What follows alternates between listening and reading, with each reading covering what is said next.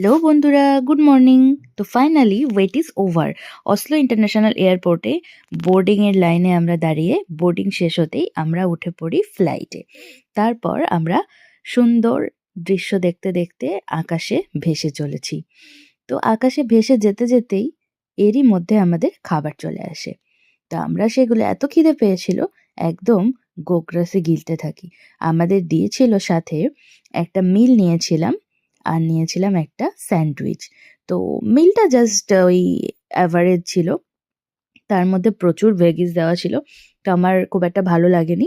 কিন্তু স্যান্ডউইচটা খুবই টেস্টি ছিল, খুবই ইয়াম্মি ছিল স্যান্ডউইচ।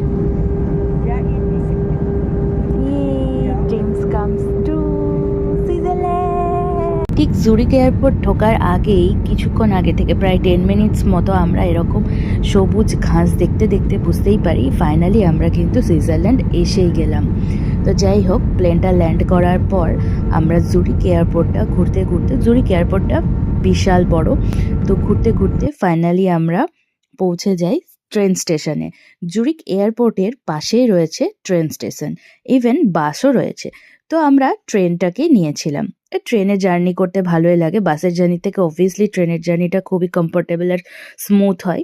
আর ট্রেনে করে আমরা এবার জুরিক থেকে যাব বার্ন সিটি। তো বার্ন হচ্ছে অ্যাকচুয়ালি সুইজারল্যান্ডের ক্যাপিটাল। তো ফাইনালি আমরা অনেকটা রাস্তা পেরিয়ে অ্যাকচুয়ালি অনেক লাগেজ নিয়ে অনেকটা ঘুরে ঘুরে আমাদের ট্রেন স্টেশনে পৌঁছাতে হয়েছিল। তো টিকিটও কাটা হলো, কিন্তু আমরা কি ফাইনালি ট্রেনে উঠতে পারলাম? চলো নেক্সট ভিডিওতে তোমাদের সেই গল্প বলবো।